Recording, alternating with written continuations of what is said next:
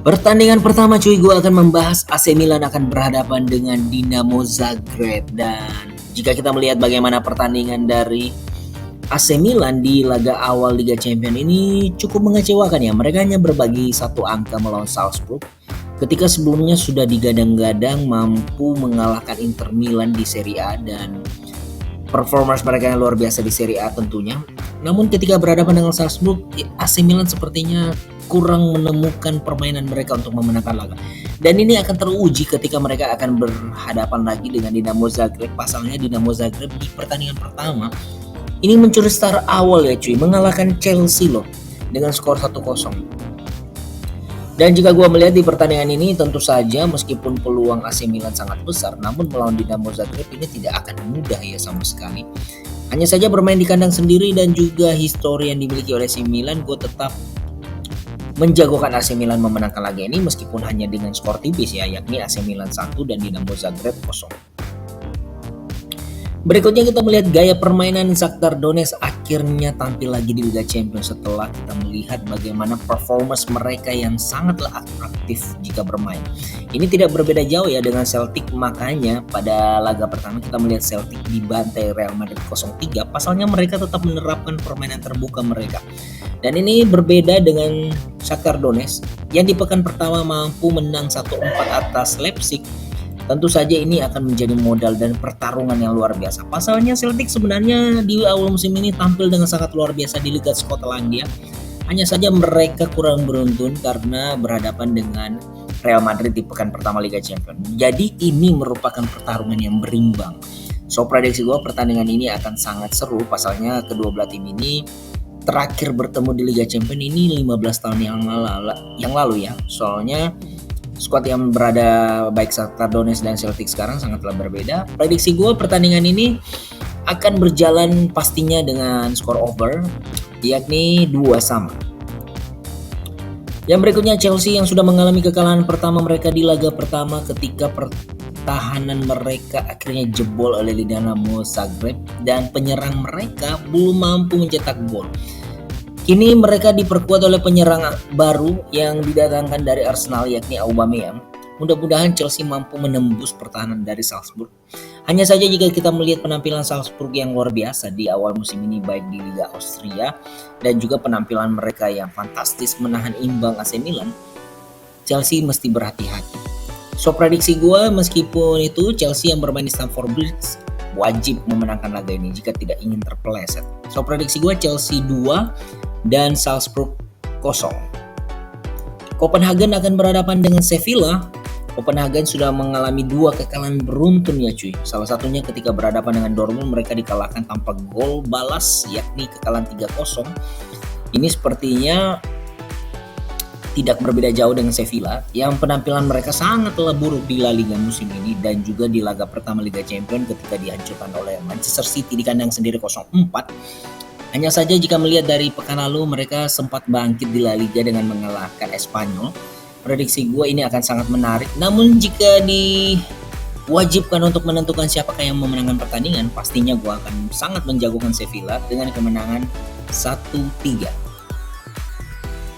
Juventus yang tampil sangatlah kurang beruntun di awal musim ini di Serie A dengan banyaknya pemain cedera, apalagi belum mampu diperkuat oleh Locatelli, Chiesa, Pogba, dan Di Maria. Gua meragukan bahwa mereka mampu berbuat sesuatu terhadap Benfica yang di pertandingan pertama sudah mampu mencuri kemenangan atas Maccabi Haifa.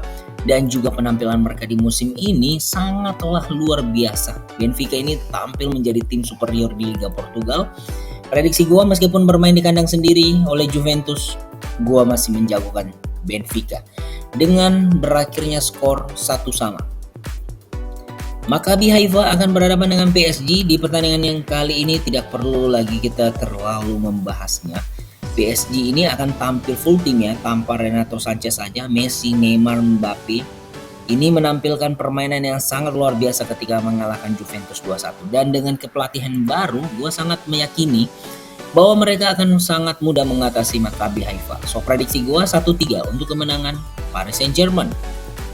Manchester City akan berhadapan dengan Dortmund di mana Haaland akan berhadapan dengan mantan klubnya Manchester City ini secara squad akan tampil full tim ya, dan kita akan melihat bagaimana mereka akan mengacak-ngacak Dortmund seperti yang kekalahan Dortmund di Bundesliga kemarin atas Leipzig 3-0.